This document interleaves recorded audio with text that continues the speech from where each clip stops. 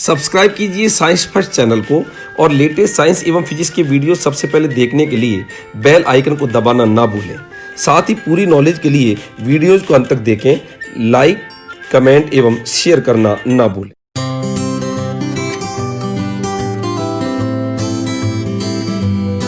नमस्कार दोस्तों, स्वागत है आपका साइंस फर्स्ट चैनल के अंदर।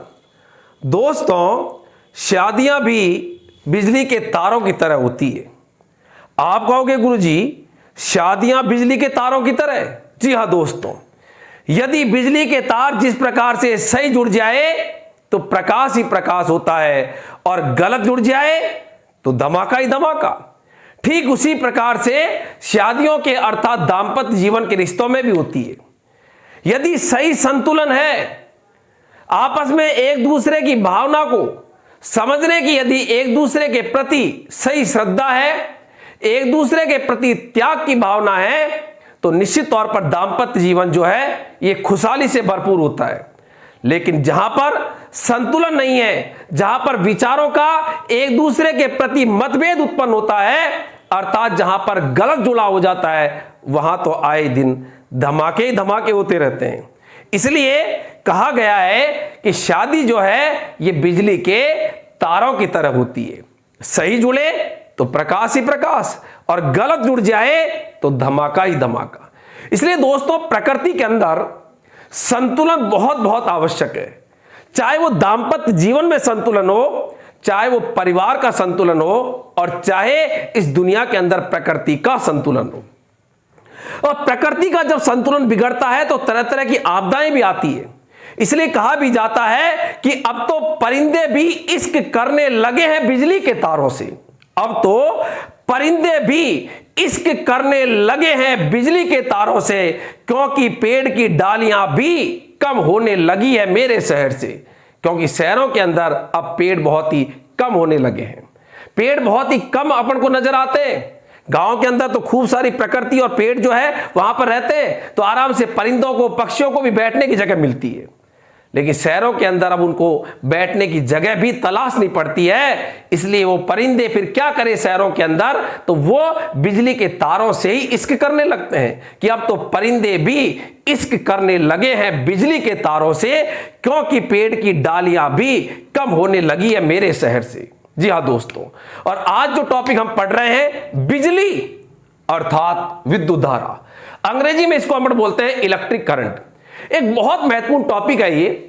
प्रतियोगी परीक्षाओं में, चाहे कोई सी भी प्रतियोगी परीक्षा हो, सामान्यतः इसमें से क्वेश्चन पूछा जाता है। चाहे वो रेलवे की परीक्षा हो, चाहे वो एनडीए के अंदर हो। और अभी रिसेंटली यदि अपन बात करें तो रीट 2021 का जो नवीनतम पाठ्यक्रम है उसमें इस टॉपिक को जोड़ा गया। 10th क्लास के अंदर ये चैप्टर दिया हुआ है। आरबीएससी के अंदर 10th क्लास में 10वां पार्ट है ये। एनसीईआरटी में 10th क्लास के अंदर 12वां पार्ट है। और 12th क्लास में भी, जो बोर्ड कक्षा है 12th क्लास, उसमें भी यह 5वां पार्ट है। इसलिए काफी महत्वपूर्ण चैप्टर है ये। और आपको इस विद्युत धारा के बारे में बेसिक नॉलेज होनी भी चाहिए।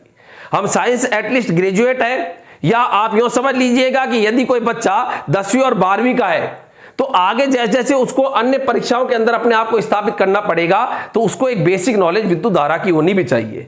और विशेष तौर पर मैं रीट के विद्यार्थियों से कहना चाहूंगा कि आप साइंस ग्रेजुएट हैं और यदि हम विद्युत धारा के बारे में एक बेसिक नॉलेज नहीं रखते तो फिर हम पर अपने कर्तव्य से विमुख होकर चल रहे। इसलिए क्या होती है विद्युत धारा, परिभाषा क्या है, क्या इसका सूत्र है, किसमें इसको मापते हैं, कैसे इस पर आंकिक प्रश्न आते हैं, क्या क्या संभावनाएं बनती है, जो विशेष तौर पर आने वाली इस रीट परीक्षा के अंदर उन बच्चों को मैं थोड़ा सा इंपेसिस दे रहा हूं। क्यों दे रहा हूं? क्योंकि वो बहुत ज्यादा बच्चे जो है इस समय पर विशेष आग्रह पर लगातार कह रहे हैं कि गुरुजी इस टॉपिक को आप ढंग से थोड़ा सा बताइएगा, ताकि हम वहां पर इसका जो क्वेश्चन आए उसको अपन सही कर पाए। तो ये सब कुछ जो विद्युत धारा के बारे में समग्र जानकारी है कि विद्युत धारा, विद्युत परिपथ, सिलेबस के अंदर रीट के नए सिलेबस में दिया हुआ है विद्युत धारा, विद्युत परिपथ। और इसके अलावा विद्युत धारा का उष्मीय तापीय प्रभाव, विद्युत धारा का चुंबकीय प्रभाव, विद्युत धारा का रासायनिक प्रभाव, ये भी दिया हुआ है, जो आगे धीरे धीरे आपको वीडियोज के माध्यम से देखने को मिलेंगे। और एकेडमी बच्चों के लिए यदि मैं कहूं तो 10वीं और 12वीं के बच्चों के लिए भी बहुत ही महत्वपूर्ण टॉपिक है। अर्थात यूं समझ लीजिएगा कि इस चैप्टर को सभी को पढ़ना चाहिए और इसको एक रुचि का ढंग से पढ़ें, एक बोरियत नहीं कि जबरदस्ती पढ़ रहे हैं, बहुत ही इंटरेस्टिंग चैप्टर है, आपको पढ़ने में भी और भविष्य में कभी भी एक दूसरे को समझाओगे उसमें भी मजा आएगा। सबसे पहले बात आती है कि विद्युत धारा इलेक्ट्रिक करंट क्या होती है। तो इसकी जो परिभाषा है, तो परिभाषा क्या है, आवेश प्रवाह की दर। आवेश प्रवाह की दर को विद्युत धारा कहते हैं। देखो बच्चों एक चीज ध्यान दीजिएगा, पहले मैं यहां पर लिख रहा हूं उसके बाद मैं आपको समझा रहा हूं। आवेश प्रवाह की दर, आवेश प्रवाह की दर को विद्युत धारा कहते हैं। एक चीज को यहां पर समझना, पहले ये जो दर शब्द है ये कभी भी किसी भी भौतिक राशि के पीछे जुड़ता है। आवेश प्रवाह की दर को विद्युत धारा कहते हैं। अब यहां पर देखो ये जो दर है ये भौतिक राशि यहां पर आवेश है उसके पीछे है। तो दर यदि किसी सेंटेंस में आता है सिंपल, तो आपको कुछ नहीं करना, देना है नीचे। आप कहोगे गुरुजी नीचे क्या दे, नीचे समय का भाग। तो आवेश प्रवाह की दर आवेश बटा समय, कार्य करने की दर कार्य बटा समय, वेग में परिवर्तन की दर वेग बटा समय। समझ में आई?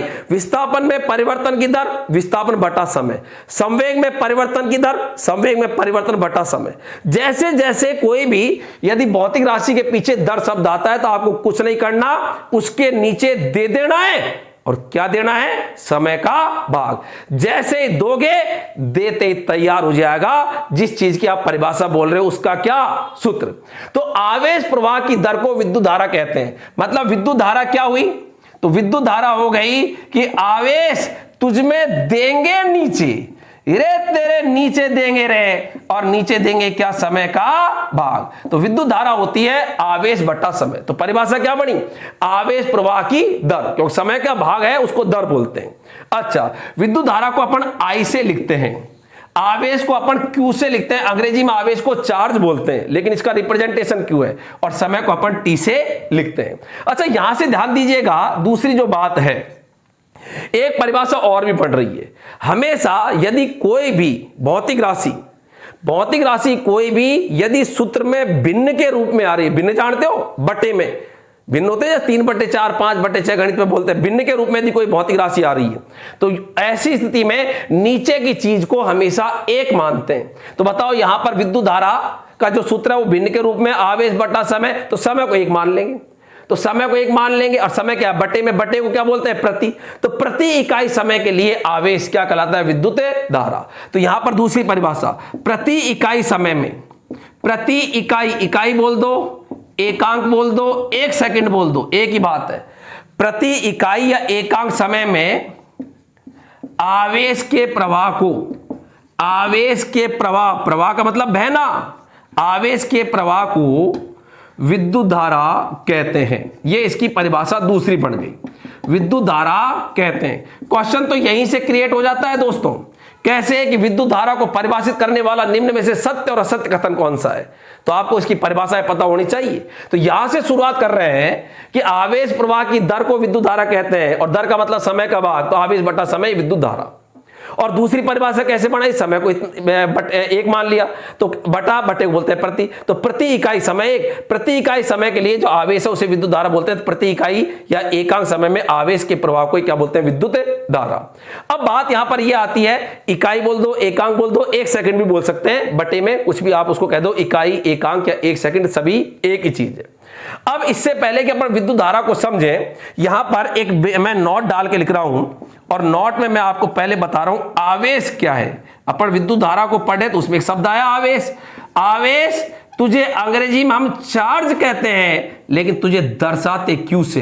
क्यू छोटा भी हो सकता है और बड़ा भी हो सकता है। तो यहां तक तो ये अपन ने इसके अंदर पढ़ा। एक बार इसको उतार लीजिएगा जल्दी से, ताकि मैं आपको नोट के अंदर आवेश के बारे में बताऊं कि आवेश क्या होता है। तो जल्दी से इसको उतारिएगा, एक बार तेज गति से उतारे, जल्दी से उतार लो। अच्छा, मिटा रहा हूं मैं इसको। तो यहां पर यह विद्युत धारा की परिभाषा याद रहेगी, आवेश प्रवाह की दर, इतना से याद रखो। दर है तो समय का दे देना, नीचे देते निकट जिए धारा का सूत्र जिए। तरह तरह की धारा, कभी कहते हैं ये गर्म धारा, कभी कहते हैं जल धारा, और आज जो पढ़ रहे हैं तेरा नाम है विद्युत धारा। तो ये पढ़ रहे हैं विद्युत धारा, और विद्युत धारा तुझ में एक शब्द आया चार्ज। तुझ में चार्ज आया, तो इस चार्ज को भी हम समझना चाहते हैं, फिर अपन विद्युत धारा को कनेक्ट करेंगे। अच्छा देखो बच्चों, ये जो आवेश है बोलते तो है चार्ज, कि बैटरी तो चार्ज हो गई, ये इसमें तो बहुत ज्यादा चार्ज है। ये चार्ज है क्या? क्यों चार्ज हो रहा है?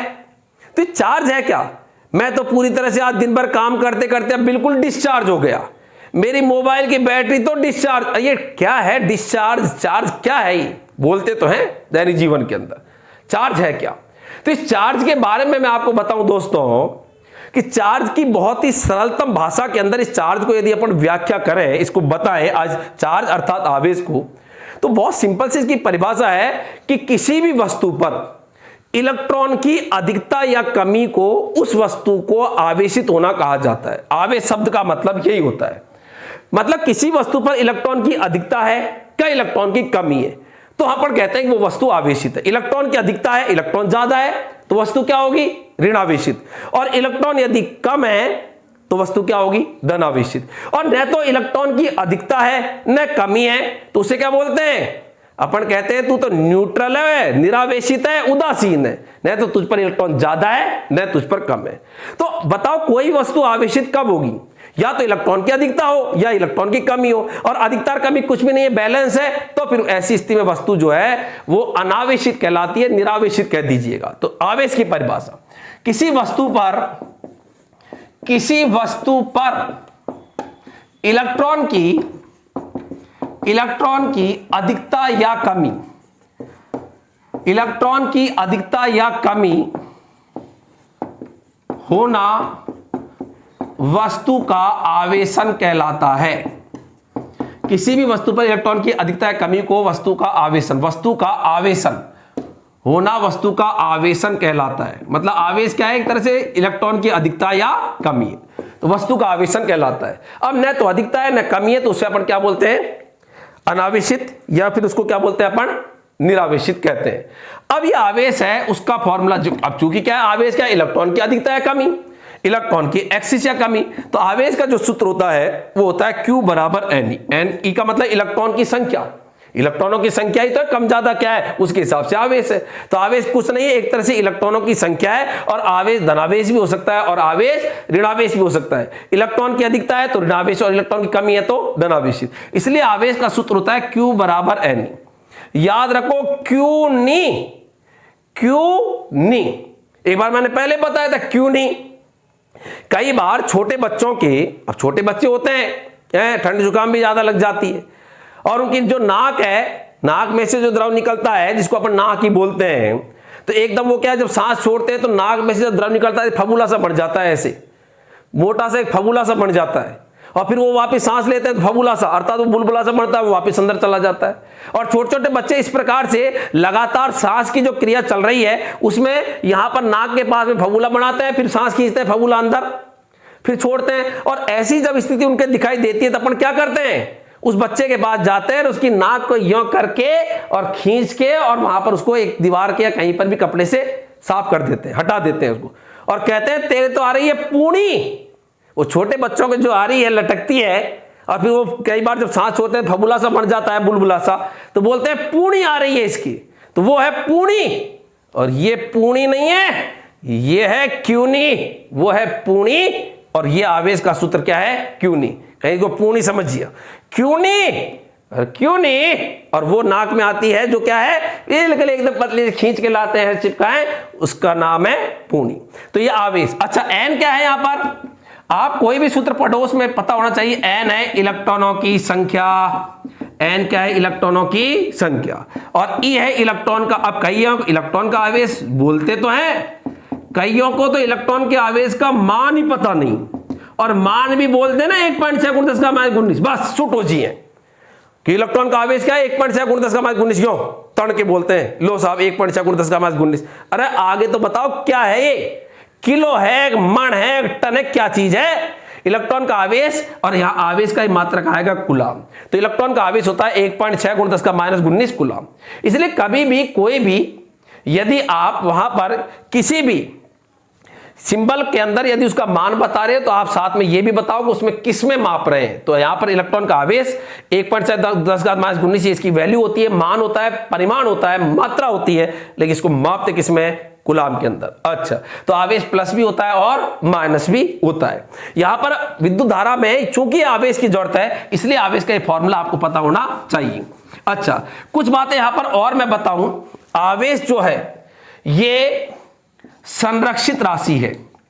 आवेश न तो उत्पन्न हो सकता है न नष्ट हो सकता है, आवेश संरक्षित राशि है। इस दुनिया में ब्रह्मांड में जितना आवेश है ना, उतना ही आवेश रहेगा।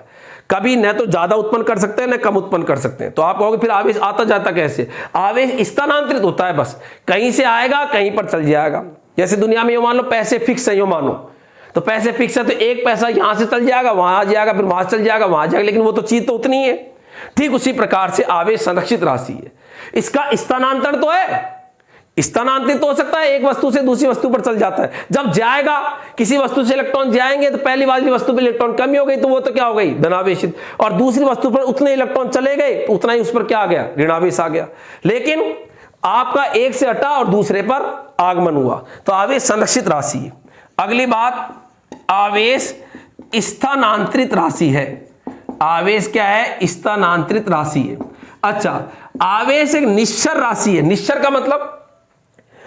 का मतलब यह है वस्तु पर जितना आवेश है ना, और यदि वस्तु गति भी कर रही है तो भी आवेश का मान नहीं बदलेगा। अर्थात मैं कहूं स्थिर अवस्था में आवेश Q स्थिर अवस्था में वस्तु पर आवेश और गतिशील अवस्था में वस्तु पर आवेश क्या होता है बच्चों? बराबर होता है। इसलिए आवेश कैसी है? निश्चर राशि है, इनवेरिएंट जिसको अंग्रेजी के अंदर बोलते हैं। जल्दी से एक बार इसको उतारिएगा। तो आवेश के बारे में चल रहा है, संरक्षित राशि है, स्थानांतरित राशि है, अदिश राशि है, जोड़ने में दिक्कत नहीं आती। तो आवेश जो है एक अदिश राशि है, आवेश अदिश राशि है। और इसलिए मैं कह रहा हूं कि आपको विशेष तौर पर यदि आप वास्तविकता में देखो परीक्षा में निकलना चाहते हैं, तब तो देखो आपको निश्चित तौर पर, मैंने जैसा कि अन्य वीडियोज के अंदर भी बताया था, आपको बोर्ड की किताबें आरबीएससी और एनसीईआरटी को फॉलो करना चाहिए। और यदि अपन निकलना ही नहीं चाहें, एक वैसे ही परीक्षा दे दे के ही बस जिंदगी भर यही काम करते रहें, परीक्षा देते रहें और वापस वहीं पर आते रहें, तब तो आप फिर कुछ भी करते रहो, उसका कोई बेकार है, कोई कहने की बातें भी नहीं है। इसलिए आपको यदि एक बार में निकलना है ना, तो ध्यान रखें कि आपको कम से कम बोर्ड एनसीईआरटी को फॉलो करें, बेहतर होता है। उसमें एक एक चीज बहुत अच्छी दी हुई होती है, पढ़े तो बहुत है। और आपको तो क्या ऐसे थोड़ी है कि भाई आरबीएससी एनसीईआरटी दोनों पढ़नी, आपको पढ़ना क्या, एक बार जब पढ़ लिया ना तो वो की वही चीज उसके अंदर है, तो आप उसमें भी टॉपिक देख लो। फिर आपको पूरा नहीं पढ़ना, आपको तो सिलेबस के बिंदु पढ़ने हैं, आपको तो जो आपके सिलेबस में है उसके बिंदु पढ़ने हैं। तो पूरी किताब नहीं, किताब मोटी देख के घबराते हैं। घबराना क्या, आपको जो बिंदु है वो पढ़ना है। एक पार्ट दे रखा है, एक पार्ट पढ़ लो, दो पार्ट है, दो पार्ट पढ़ लो, जितने भी चैप्टर दे रखे हैं केवल वही पढ़ना है। अच्छा, अगली बात, आवेश अदिश राशि है। आवेश अदिश राशि है मतलब इसको जोड़ने में दिक्कत नहीं आती। अदिश राशियों को योग करते समय कोई दिक्कत नहीं है। जैसे यहां इसमें 2 कूलम और -5 कूलम, तो बताओ इस वस्तु पर कुल कितना आवेश है, इस वस्तु पर कितना आवेश है। तो दिमाग लगाने की जरूरत नहीं है यार, प्लस का 2 माइनस का 5, तो बताओ कितना हुआ, +2 -5 जोड़ोगे तो बताओ कितना आया, -3 कूलम। कहीं कोई अपन को जोड़ने में दिशा कोण की आवश्यकता नहीं होती, और ऐसी राशियां कैसी कहलाती है, अदिश राशि। अगली बात, आवेश आवेश क्वांटीकृत राशि है। यह बहुत महत्वपूर्ण है, संभावित है, क्वांटीकृत राशि है। क्वांटीकृत राशि का मतलब जब भी आवेश आता जाता है ना, तो बताओ आवेश का भी मैंने फॉर्मूला क्या बताया था, Q बराबर ±n, यही बताया था ना। अब n जो है ना यहां पर इलेक्ट्रॉनों की संख्या, ये प्राकृत संख्या होगी। n क्या होगी यहां पर, प्राकृत संख्या। प्राकृत संख्या जानते हो गणित में, प्राकृत संख्या क्या होती है, जो 1 2 3 4 होगी। n 1 2 3 4 होगी। n कभी पॉइंटों में नहीं हो सकती, 1.1 या बटे में नहीं हो सकती, जैसे 1/2 3/4। n का मान कदापि 1.1 3/4 1 सही 1/4 ये नहीं हो सकता। n हमेशा क्या होगी, प्राकृत संख्या होगी। तो बताओ अपन जब कोई दो वस्तु है, एक वस्तु माना दूसरे को आवेश दे रही है, इलेक्ट्रॉन जा रहे हैं, तो बताओ कम से कम कितना इलेक्ट्रॉन जा सकता है, कम से कम n का मान कितना होगा, सोचो n का कम से कम मान कितना होगा। एक तो याद रखो, कभी भी आवेश के सूत्र में n जो है ये पॉइंटों में भिन्न में नहीं होंगे, प्राकृत संख्या होगी। प्राकृत संख्या जानते हो, नेचुरल नंबर, वो आपकी जो गिनती होती है 1 2 3 4, ये आपकी प्राकृत संख्या होती है। तो बताओ सबसे छोटा मान n का 1 रखें तो आवेश का बताओ सबसे छोटा मान कितना होगा 1। मतलब या तो 1 इलेक्ट्रॉन जा सकता है किसी पर या 1 इलेक्ट्रॉन आ सकता है। फिर 1 के बाद में 2 इलेक्ट्रॉन जा सकते हैं या 2 आ सकते हैं, या 3 इलेक्ट्रॉन जा सकते हैं या 3 आ सकते हैं। कभी भी कोई कहे कि मुझको तो 2.5 इलेक्ट्रॉन दे दे, कोई कहे गुरुजी मुझको तो 2.25 इलेक्ट्रॉन मिल जाए, इरे 2.25 नहीं, या तो 3 इलेक्ट्रॉन मिलेंगे या फिर 4 ही मिलेंगे। ऐसे नहीं 2.25 मिल जाए, 2.5 मिल जाए, गुरुजी मुझको तो 1.5 मिल जाए। ये कोई वो रोटी का टुकड़ा थोड़ी है जो जैसे तोड़ोगे वैसे टूट जाएगा। इलेक्ट्रॉन जाता है तो पूरा जाता है और आता है तो पूरा आता है। तो या तो 1 इलेक्ट्रॉन जाएगा या 1 आएगा, या 2 इलेक्ट्रॉन जाएंगे 2 आएंगे, या 3 इलेक्ट्रॉन। इसलिए याद रखना जहां पर ये 1 2 3 4 की बात होती है, अर्थात प्राकृत संख्याओं पर ही कांस्टेंट रहते हैं, अपन स्थिर रहते हैं, पॉइंटों के मानों को भिन्नों को छोड़ देते हैं, वहीं पर इस शब्द का जन्म होता है और जिसका नाम क्या है, क्वांटीकृत। और आवेश कैसी राशि है, क्वांटीकृत। क्योंकि दो वस्तुओं में जब आवेश अर्थात इलेक्ट्रॉनों का आदान प्रदान होगा तो इलेक्ट्रॉनों का जो आदान प्रदान होता है वो प्राकृत संख्या के रूप में ही होता है, इसलिए आवेश क्वांटीकृत राशि है। या तो 1 इलेक्ट्रॉन जाएगा या 1 आएगा, या 2 इलेक्ट्रॉन जाएंगे 2 आएंगे। तो आवेश बताओ कैसी राशि है, क्वांटीकृत। जैसे मैं समझाने के लिए बोलूं, वर्तमान में भारतीय मुद्रा इंडियन करेंसी क्वांटीकृत प्रचलन में हो चुकी है। प्रचलन में भारतीय मुद्रा क्वांटीकृत हो गई। मतलब आप कोई भी चीज खरीदते हो तो बताओ कितने दे सकते हैं अपन उसको, कम से कम कितने पैसे देंगे, 1 रुपया। अपन उसके बाद में कितने देंगे, 2 रुपए। उसके बाद में क्यों, क्योंकि बीच के जो पैसे चलते थे ये बंद हो गए प्रचलन में। बंद का मतलब प्रचलन में बंद हो गई। अब आपके पास कोई चीज है कि 1.45 रुपए की कोई चीज आपने खरीदी, अब आप उसको कितने पैसे दोगे। अब 4-5 तो चलते ही नहीं है, प्रचलन में नहीं है। तो अपन क्या कहेंगे कि यार या तो 1 रुपया ले ले या फिर तू 2 रुपए ले ले। फिर उसके बाद में और कोई चीज खरीदने तो 1 2 3 4 ऐसे ही अपन पैसे दे सकते हैं, रुपए दे सकते हैं या ले सकते हैं। ये अपने पॉइंटों में जो है ये रुपए का आदान प्रदान प्रचलन में खत्म सा हो गया। तो ऐसी स्थिति में क्या हुआ कि बोलते हैं भारतीय मुद्रा का क्वांटीकरण हो गया, क्योंकि भारतीय मुद्रा भी लेन देन में प्राकृत संख्या के रूप में चलती है। 1 रुपया 2 रुपए का भुगतान कर सकते हैं, 3 रुपए का भुगतान कर सकते हैं। 3 रुपए का कैसे करेंगे, 1 के 3 दे दो, या 2 रुपए का दे दो, 1 रुपए का दे दो, या बंधा दे दो, खुले ले लो उससे वापस। किसी को 4 रुपए दे सकते हैं, 5 रुपए दे सकते हैं, 6 रुपए दे सकते हैं। 6 रुपए कैसे देंगे, एक 5 का सिक्का दे दो, 1 रुपया दे दो, या 10 का नोट दे दो, 4 रुपए ले लो। तो अपन 1 2 3 4 5 6 7 8 ये भुगतान तो कर सकते हैं। लेकिन कोई कहे कि 1.33 रुपए का भुगतान करो तो अपन कर सकते हैं क्या, क्योंकि प्रचलन में ही नहीं। या हमारे पास तो या तो 1 रुपया है या फिर 2 रुपया है। 1 के बाद में यहाँ अपन कहाँ रहे, 2 रुपए। तो जब अपन केवल प्राकृत संख्याओं को लेते हैं, 1 के बाद में 2, 2 के बाद में 3, ऐसी स्थिति जब लेते हैं तो वहीं पर आता है क्वांटीकृत। तो भारतीय मुद्रा का वर्तमान में क्वांटीकरण हो चुका और आवेश भी क्वांटीकृत राशि है, क्योंकि आवेश का जो आदान प्रदान है उसमें या तो 1 इलेक्ट्रॉन जाएगा, n बराबर 1 रख सकते हैं, या फिर n बराबर 2 रखेंगे, 2 इलेक्ट्रॉन जाएंगे, 3 रखेंगे, 3 इलेक्ट्रॉन जाएंगे, या 3 इलेक्ट्रॉन आएंगे।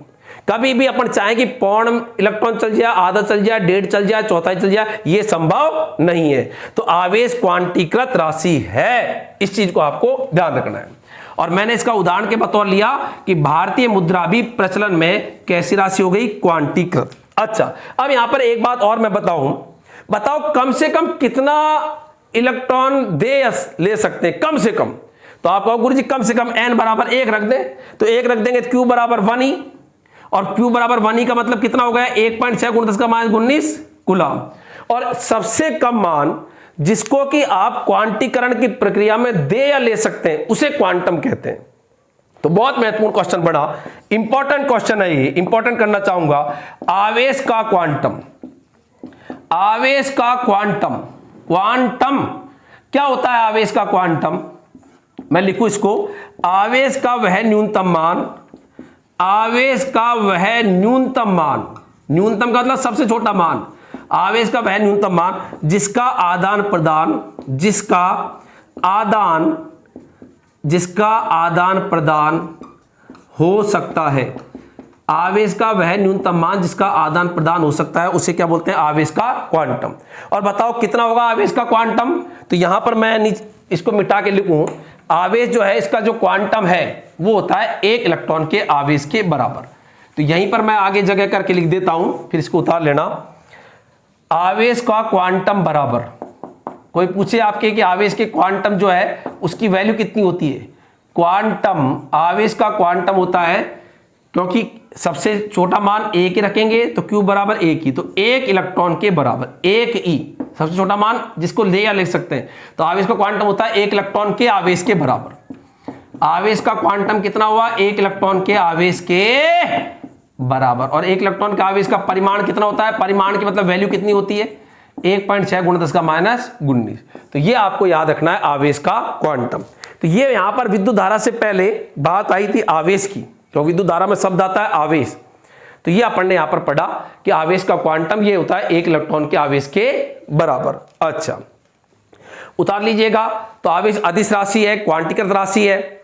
आवेश जो है ये निश्चरता, निश्चरता का मतलब है कि आवेश जो है ये स्थिर अवस्था में, गतिशील अवस्था में आवेश का मान चेंज नहीं होता है। और यहां पर क्वांटीकृत क्यों बोला, क्योंकि जहां पर किसी भी चीज का लेन देन प्राकृत संख्या के रूप में होता है तो वहां पर शब्द आता है कौन सा, क्वांट। अब बताओ भारतीय मुद्रा का क्वांटम क्या होगा। अपन जो पैसे का लेन देन करते हैं, रुपए का लेन देन करते हैं, तो कम से कम कितना दे सकते हैं या ले सकते हैं किसी को, तो आप कहोगे गुरुजी 1 रुपया। 1 रुपए से कम ज्यादातर प्रचलन में न तो किसी को देते हैं न लेते हैं, तो रुपए का क्वांटम हो गया, भारतीय मुद्रा का क्वांटम हो गया 1 रुपया। भारतीय मुद्रा का क्वांटम कितना हो गया, 1 रुपया। तो वह न्यूनतम मान जिसका कि आदान प्रदान कर सकते हैं क्वांटम कहलाता है। और आवेश का क्वांटम में भी यही कि आवेश का वह न्यूनतम मान जिसका कि अपन आदान प्रदान कर सकते हैं। तो ये आपके आवेश। अब यहां पर एक बात आती है, एक नोट करके मैं लिखूं, यहां पर 2 सर्वसम गोले हैं। सर्वसम, सर्वसम का मतलब सब कुछ समान, सर्वसम सब कुछ समान, तो सर्वसम गोले, 2 सर्वसम गोले। तो 2 सर्वसम गोले हैं जिनके द्रव्यमान बराबर है, द्रव्यमान आकार सब बराबर है, ठीक है। लेकिन क्या है, इन गोलों पर एक पर है प्लस क्यू आवेश और एक पर है माइनस क्यू आवेश। तो क्वेश्चन यहां पर यह है कि 2 सर्वसम गोले जिनका द्रव्यमान बराबर है, परंतु मतलब जो 2 गोले थे वो एक जैसे थे जिनके शुरू में द्रव्यमान क्या थे, बराबर है, परंतु एक को प्लस क्यू आवेश, परंतु एक गोला प्लस क्यू आवेश, परंतु एक गोला प्लस क्यू आवेश, यहां लिख देता हूं प्लस क्यू आवेश, तथा दूसरा गोला माइनस क्यू आवेश का है, माइनस क्यू आवेश से आवेशित किया गया, से आवेशित किया गया, बहुत महत्वपूर्ण सवाल है। क्वेश्चन क्या है जिसको मैं नोट फॉर्म में लिख रहा हूं कि 2 सर्वसम गोले थे जिनके शुरुआत में द्रव्यमान आकार साइज सब बराबर थे। तो 2 सर्वसम गोले जिनके द्रव्यमान शुरुआत में बराबर है, एक ही पदार्थ के बने हुई है, परंतु एक गोला प्लस क्यू आवेश तथा दूसरा गोला माइनस क्यू आवेश से आवेशित किया गया। किस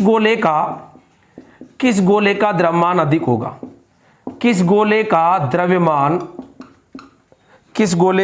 द्रव्यमान अधिक होगा, ये क्वेश्चन है। मारकर ने क्या चूचाट मचाया रहे, चू करे, किस गोले का द्रव्यमान अधिक होगा, जबकि शुरुआत में दोनों बराबर द्रव्यमान के थे, बस अपन ने एक को प्लस क्यू कर दिया और एक को क्या कर दिया, माइनस क्यू। तो बताओ किसका द्रव्यमान ज्यादा होगा। तो सुनो, यदि आपने माइनस क्यू किया, माइनस का आवेश कब आता है, जब इलेक्ट्रॉन अपन देते हैं, तो इसका मतलब इसने इलेक्ट्रॉन लिए, और प्लस क्यू कब आता है, जब इससे इलेक्ट्रॉन गए। तो प्लस क्यू आवेश आया, इसका मतलब इससे इलेक्ट्रॉन गए, और माइनस क्यू का मतलब इस पे इलेक्ट्रॉन आए। तो इस पर इलेक्ट्रॉन आए तो इसका द्रव्यमान ज्यादा होगा। तो याद रखें इसका द्रव्यमान। तो यहां पर मैं उत्तर लिख रहा हूं, प्रश्न है ये, जिसको मैंने नोट के फॉर्म में लिखा है उत्तर, माइनस क्यू आवेश वाले गोले का द्रव्यमान अधिक होगा, माइनस क्यू आवेश वाले गोले का द्रव्यमान अधिक होगा, द्रव्यमान ज्यादा होगा। कारण क्योंकि माइनस क्यू तभी आया जब इस पर इलेक्ट्रॉन गए हैं, और इसका द्रव्यमान कम होगा क्योंकि इससे इलेक्ट्रॉन, इस पे तो इलेक्ट्रॉन आए, माइनस क्यू तभी होगा जब इस पर इलेक्ट्रॉन आए हैं, और प्लस क्यू है, इसका मतलब इससे इलेक्ट्रॉन गए। तो किसी में से कोई चीज जा रही है तो द्रव्यमान घटेगा, और किसी पर कोई चीज आ रही है तो द्रव्यमान बढ़ेगा। तो इसका द्रव्यमान ज्यादा होगा और इसका द्रव्यमान कम होगा। तो यहां पर इसका आंसर लिख दिया, माइनस क्यू आवेश वाले गोले का द्रव्यमान अधिक होगा। तो उतार लीजिएगा। क्वेश्चन आ जाता है कई बार कि सरसम दो गोले थे जिनके द्रव्यमान शुरुआत में बिल्कुल बराबर थे, लेकिन एक को प्लस क्यू दूसरे को माइनस क्यू आवेश से आवेशित किया गया, तो किस गोले का द्रव्यमान अधिक होगा? तो राइट आंसर आएगा माइनस क्यू आवेश वाले गोले का द्रव्यमान अधिक होगा। तो ये अपन ने बीच में दोस्तों एक छोटी सी बात करी, और वो करी थी किसकी? आवेश की।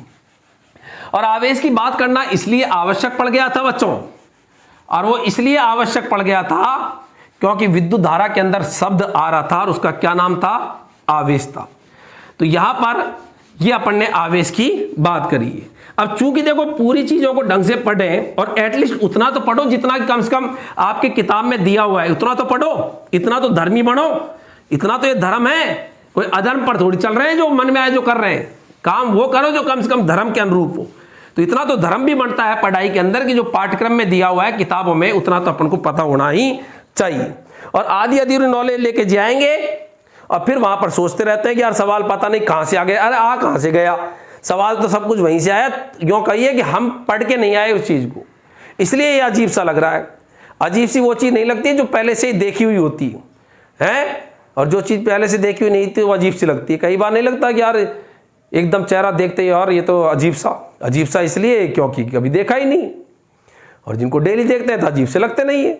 वही चीज़ है पढ़ाई में भी, जिन टॉपिक्स को पहले पढ़ लोगे अजीब से नहीं लगेंगे, और जो पढ़ोगे नहीं तो परीक्षा में एकदम दिखता उड़ रही है तो यार अलग ही टाइप का है यार भाई, क्योंकि कभी देखा ही नहीं तो अजीब लगा तुम्हें। अच्छा, विद्युत धारा की बात वापस वहीं से करें। आप ये बीच में नोट डाल के लिखा, तो विद्युत धारा I बराबर, फॉर्मूला क्या था बताओ? विद्युत धारा को I से लिखते हैं आवेश बटा समय। आवेश प्रवाह की दर या प्रति इकाई समय, एकांक समय में, एक सेकंड में बहने वाले आवेश को विद्युत धारा बोलते हैं, बराबर Q अपॉन T। आवेश को Q, लंबा दूंगा। लंबा फॉर्मूला हमेशा शुरुआत में तकलीफ देगा याद करने में, लेकिन लंबे में फायदा यह है कि निकलेगा क्या? प्रश्न का उत्तर। और क्या? तो लंबे को एक बार कहां लेने में? दिमाग में लेने में दिक्कत आती है। लंबा है, लेने में दिक्कत आएगी एक बार, लेकिन फायदा यह है कि उसके बाद में पक्का है कि यदि लंबा ले लिया ना सूत्र तो आपका निकलेगा, और वो निकलेगा क्या? उत्तर। क्यों? क्योंकि आपके लंबे में कई तरह के सूत्र आ जाते हैं। तो विद्युत धारा I बराबर आवेश बटा समय बराबर Q बटे T, और आवेश का सूत्र भी याद कर लिया तो NE अपॉन T।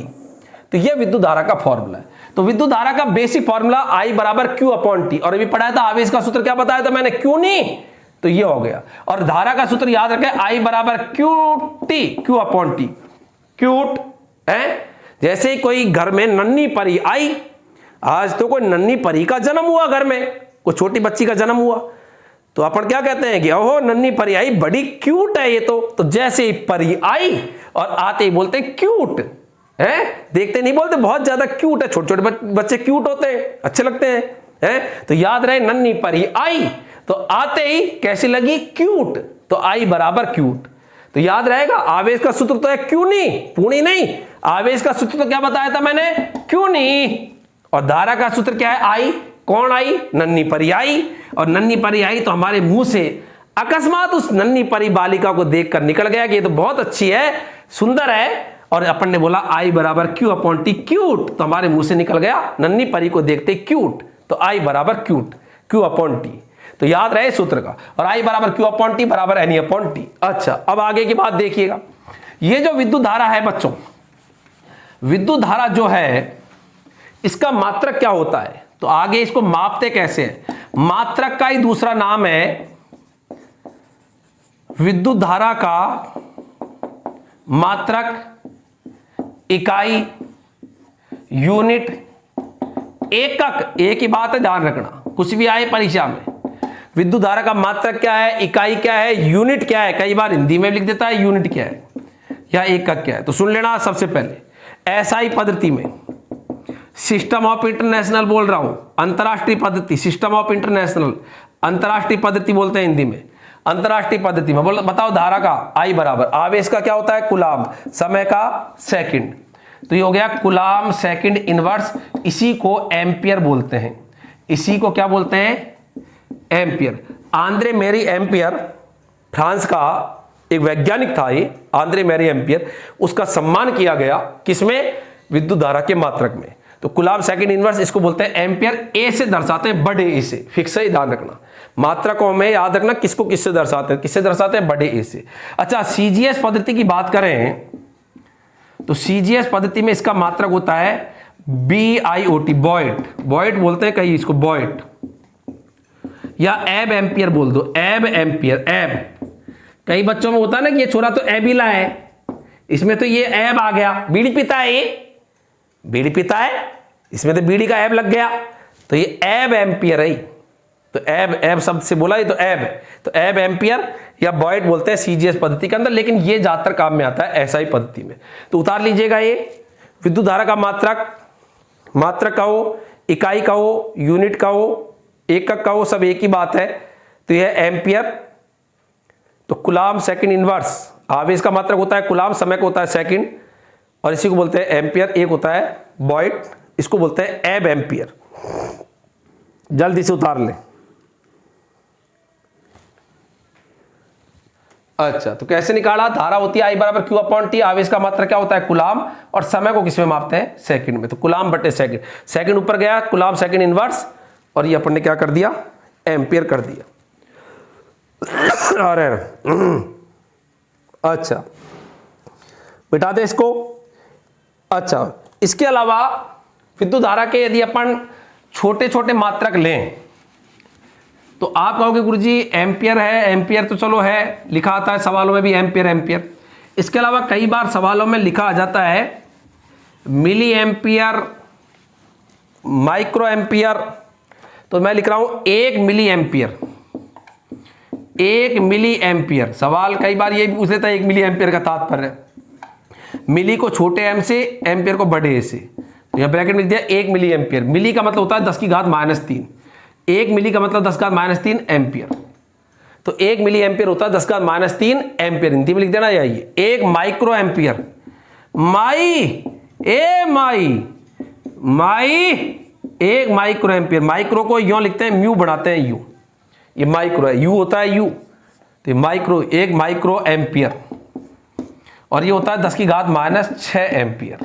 तो ये दोनों भी आपको पता होना चाहिए। तो उतार लें 1 मिली एम्पियर, और उसके बाद में उतार लें 1 माइक्रो एम्पियर, माइक्रो एम्पियर।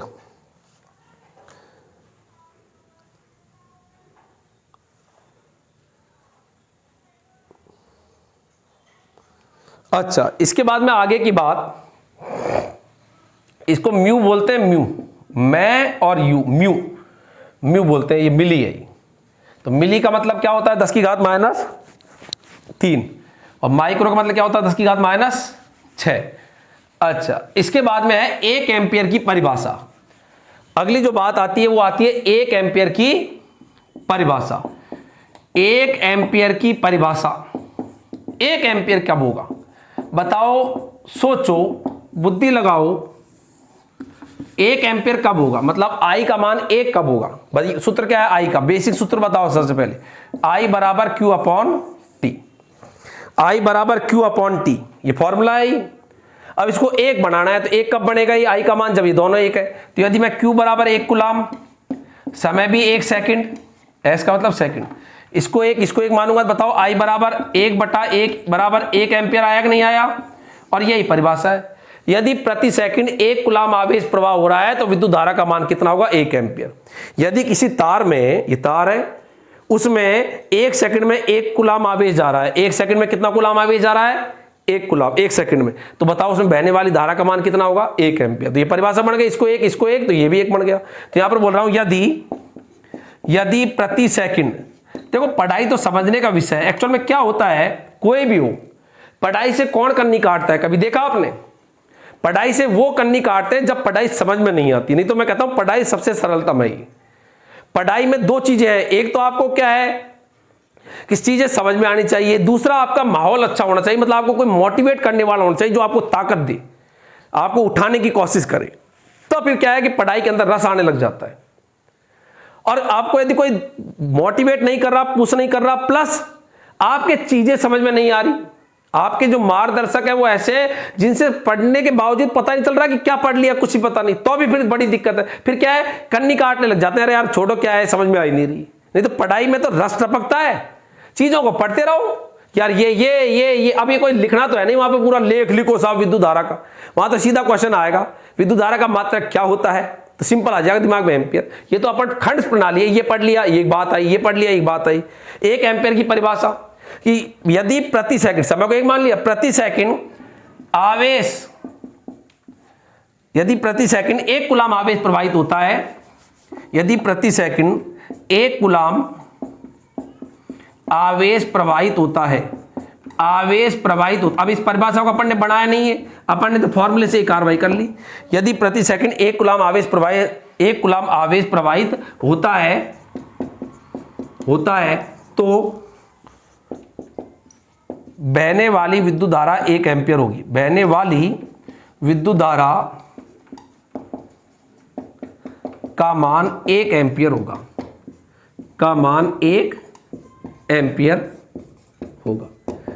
तो 1 सेकंड में 1 कूलाम आवेश प्रवाहित होता है, प्रति सेकंड मतलब 1 सेकंड, 1 सेकंड में 1 कूलाम आवेश प्रवाहित होता है, तो जो धारा है उसका मान कितना होता है, 1 एम्पियर। तो ये 1 एम्पियर की परिभाषा है। उतार लीजिएगा जल्दी से, जल्दी करो, खटाखट उतारिएगा। तो 1 एम्पियर की परिभाषा है, महत्वपूर्ण परिभाषा है ये। 1 सेकंड में 1 कूलाम आवेश गुजरता है तो धारा का मान 1 एम्पियर होता है।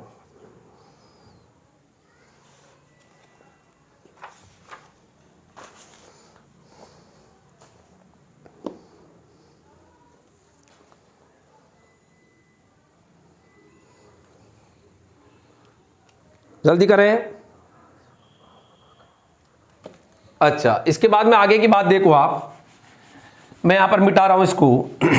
तो 1 एम्पियर की परिभाषा भी हो गई, विद्युत धारा का मात्रक भी हो गया, इसका सूत्र भी हो गया। उससे पहले अपन ने आवेश के बारे में भी ज्ञान अर्जित कर लिया। अच्छा, अब यहां पर बात आती है कुछ और महत्वपूर्ण विद्युत धारा के बारे में, जिनको मैं नोट के रूप में यहां पर आपको लिख रहा हूं। तो देखो, पहला नोट, छोटे छोटे नोट है। विद्युत धारा की दिशा धनावेशों की दिशा लेते हैं, धनावेशों की दिशा में लेते हैं, की दिशा में लेते हैं। विद्युत धारा की दिशा क्या होती है, धनावेशों की दिशा में लेते हैं। शुरू में देखो, जब विद्युत धारा का कॉन्सेप्ट आया, सबसे पहले विद्युत धारा के बारे में जो सबसे पहले जब पता चला, उस समय पर इलेक्ट्रॉन के बारे में बोध ही नहीं था, और ये मान लिया गया परिपाटी है, ये परिपाटी, ये मान लिया परिपाटी। क्या परिपाटी वो होती है जिनका अपन निर्वहन करते हैं, जैसे हाथ जोड़ो। अब हाथ जोड़ने में परिपाटी यही है कि ऐसे जोड़ो, बस यही तरीका है और कोई तरीका नहीं। हाथ जोड़ो तो यूं थोड़ी करते हैं, हाथ जोड़ो यूं कर दिया, हाथों को यूं ही करेंगे, तो ये क्या है, परिपाटी है। तो जब विद्युत धारा का सबसे पहले विद्युत धारा के बारे में जब बात आई, उस समय पर इलेक्ट्रॉन का बोध नहीं था, और यह माना गया कि विद्युत धारा की जो दिशा होती है वो आवेशों की दिशा में, आवेश जो धनावेश जो है उनकी दिशा में होती है। और आपको बताया कि ऋणावेश धनावेश के विपरीत चलते हैं, तो विद्युत धारा की दिशा क्या हो गई, ऋणावेशों के अर्थात इलेक्ट्रॉनों के क्या हो गई, विपरीत हो गई। तो पहली बात, विद्युत धारा की दिशा धनावेश दिशा में होती है, अर्थात इलेक्ट्रॉनों की गति के विपरीत होती है। इलेक्ट्रॉनों की गति, क्यों, क्योंकि इलेक्ट्रॉन की गति धनावेशों की, धनावेश और विद्युत धारा की दिशा तो एक ही, और इलेक्ट्रॉन की दिशा धनावेश के विपरीत हो गई, इसका मतलब विद्युत धारा दिशा भी इलेक्ट्रॉनों की क्या हो गई, विपरीत हो गई, अर्थात इलेक्ट्रॉनों की गति के विपरीत। मर रहे, ये क्या लिखा है, इलेक्ट्रॉनों की गति के विपरीत नहीं है, जिसमें रीत, तेरा नाम विपरीत, अर्थात इलेक्ट्रॉन की गति के विपरीत होती है। तो एक बात तो आपको ध्यान रखनी है। दूसरा नोट, सेकंड नोट, विद्युत धारा जो है ये अदिश राशि है। विद्युत धारा अदिश राशि है। विद्युत धारा क्या है, अदिश राशि। देखो क्या है, मैं आपको सिंपल सा बताऊं, इसकी पीडीएफ भी आपको मिलेगी टेलीग्राम चैनल पर, वहां पर आप इसका पीडीएफ फॉर्म में इसको देख सकते हैं। तो आप टेलीग्राम चैनल से भी जुड़िएगा, जिससे कि आपको एक पीडीएफ मिले, क्योंकि अपन क्या है, सिंपल है, अपने पास ताम झाम नहीं है। अपना ताम झाम यही है कि अपने पास तो जो दिमाग है ना, उसको भर के परीक्षा में जाए, यही ताम झाम है। सादगी है अपने पास, तड़क भड़क नहीं है। अपने तो मार कर भी यही है, अपने पास तो डस्टर भी नहीं, यही है, ये नातना सा है, यही काम चल रहा है भाई। क्योंकि चीजों को अपन तो क्या है कि परिस्थितियों में भी हमको बेहतर बनना है, हम उसके लिए हैं। अपन दिखावटीपन में नहीं, सिंपल है भाई। अपन को काहे की दिखावट डिपेंड करना है, अपन को तो दिखाना उस परीक्षा में पास होके है, बस वही पहचान बनेगी। ये नहीं है कि साहब कोई बढ़िया डस्टर हो, डस्टर बढ़िया से क्या मतलब, ये नातना बहुत है यार। तो क्या दिक्कत है? विद्युत धारा अदिश राशि, अदिश राशि होती है विद्युत धारा। अब क्यों होती है? क्योंकि इसका मान दिशा पर निर्भर नहीं करता, क्योंकि इसका मान दिशा पर निर्भर नहीं करता। पहली बात आप कहोगे गुरुजी कैसे? निर्भर नहीं करता। दूसरा, इसको सीधा ही जोड़ लेते हैं, कोई जैसे इस तार है, ये तार है, अभी तुम्हें दिख नहीं रहा होगा, अब दिख गया। इस तार को मैं चाहे यों करूं चाहे यों करूं, कोई फर्क पड़ा क्या? ये सीधा है तो अभी इतनी आवाज आ रही है, और अब यों करा तो आवाज में कोई चेंज हुआ कि नहीं हुआ? तो तार चाहे यों सीधा हो तो अभी धारा, यदि ए मर्रे यहां पर ले, तार सीधा है तो अभी धारा कितनी है? आई। और तार में यों गांठड़ी लगा दी तो अभी धारा कितनी हो रही है? आई। तो बताओ, यदि सदिश राशि होती तो दिशा बदलते, इसका मान बदल जाता, लेकिन मान बदला क्या? नहीं। दूसरा, इसको सीधा जोड़ लेते हैं, सदिश राशियों को तो सीधा जोड़ ही नहीं सकते, वहां तो सदिशों के योग के नियम आते हैं, त्रिभुज का नियम, बहुभुज का नियम, समस्त चतुर्भुज का नियम, कक्षा 11 के अंदर आता है सदिशों को जोड़ने के नियम। इसको तो मन में आए जैसे जोड़ो। आप कहोगे कैसे जोड़े, कैसे जोड़ो? तो उठाओ नातना उठाओ और इसको मिटाओ, और मिटा के अभी देखे जोड़ के, और सीधी जुड़ती है भन्नाट, सीधी जुड़ जाए भन्नाट जुड़ जाए। कैसे भन्नाट? जैसे इस तार में आ रही है माना एक I1 धारा, इस तार में इधर से आ रही है I2 धारा, तो बताओ इस तार में कितनी धारा? तो आप सीधा जोड़ो गुरुजी, I1 इधर से आई, I2 इधर से आई, तो यहां इस तार में धारा क्या हो गई? I1 plus I2। क्या जोड़ने में आपने दोनों तारों के बीच में कोई कोण का पता करा क्या? क्या कोई दिशा देखी क्या? कुछ नहीं देखी, कुछ मतलब नहीं। जबकि यदि यहां पर एक बल होता, बल सदिश है, एक बल ये होता, एक बल ये होता, आपसे कोई कहे जोड़ो, यदि कोई कहे कि इधर से 5 न्यूटन बल है और ये माना किसी वस्तु पर 6 न्यूटन बल लग रहा है, ये वस्तु है, इस वस्तु पर 5 न्यूटन 6 न्यूटन बल है, तो बताओ कुल कितना बल लग रहा है? तो आप जोड़ ही नहीं सकते, क्योंकि अपन को दोनों बलों के बीच में क्या चाहिए? कोण या दिशा। लेकिन आप यहां तो इसका तो अपन मान परिणाम मान बता ही नहीं सकते जब तक कि ये बीच का कोण, लेकिन यहां पर कोई दिक्कत नहीं है। इस तार में आई कितनी I1 धारा, इस तरह से आई I2 धारा, बताओ कितनी धारा? तो जहां बिना बेदिमाग के, अर्थात बिना कोई नियम लगाए सीधा ही जोड़ देते हैं, वो राशि कैसी होती है? अदिश राशि होती है। तो विद्युत धारा का मान दिशा पर निर्भर नहीं करता, तार चाहे सीधा हो चाहे यों कर दो, दिशा बदलने पर इसका मान नहीं बदलता। दूसरा, जोड़ते समय यहां पर कोई भी दिशा की आवश्यकता नहीं होती है, अर्थात विद्युत धारा, यों कह दीजिए, अर्थात एवं, यही लिख दूं, एवं विद्युत धारा सदिश योग के नियमों का पालन नहीं करती। मैं बोल रहा हूं, नीचे दिखने में दिक्कत है, सदिश योग के नियमों का पालन नहीं करती। सदिश योग के नियमों में तो दिशा ईशा का बोध करना पड़ता है, तरीके का पालन नहीं करती है, सदिश योग के नियमों का पालन नहीं करती, अर्थात बिना सदिश योग के नियमों के सीधा जोड़ देते हैं। और विद्युत धारा में एक यों भी याद रख लो, विद्युत धारा होती है Q/T, आवेश। विद्युत धारा का सूत्र क्या होता है? I बराबर सूत्र क्या आता है? क्यूट, आई नन्ही परी आई, और वो कैसी है? क्यूट है, बहुत अच्छी है, क्यूट। अच्छा, आवेश भी अदिश, समय भी अदिश, तो धारा भी अदिश, ऐसे भी याद रख लो। याद करने का तरीका बता रहा हूं, याद करने का है, आवेश अदिश, समय अदिश, तो विद्युत धारा भी अदिश। तो विद्युत धारा का मान एक तो दिशा पर निर्भर नहीं करता, चाहे तार सीधा हो चाहे यूं, दिशा घुमा दी तो अभी धारा वही रहेगी। और जोड़ते समय इसमें सदिश के योग नियमों का पालन नहीं करती है विद्युत धारा, सदिश के योग नियमों का पालन नहीं करती, इसलिए कैसी राशि है? अदिश राशि। उतार लीजिएगा जल्दी से, एक बार जल्दी उतारे, तेज गति से, तेज गति से उतार लें।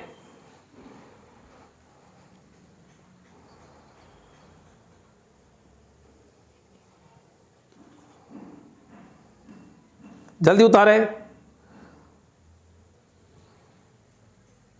तो याद रखें, विद्युत धारा जो होती है, इसको धनावेशों का प्रवाह का जो होता है उसी की दिशा में लेते हैं, और धनावेशों के प्रवाह की दिशा विद्युत धारा की दिशा होती है। ये शुरुआत में परिपाटी के अनुसार ही है, और इलेक्ट्रॉन जो है उसके धारा विपरीत दिशा में बहती है, इलेक्ट्रॉनों के प्रवाह के विपरीत धारा बहती है। अच्छा, उतार लिया, आगे देखो।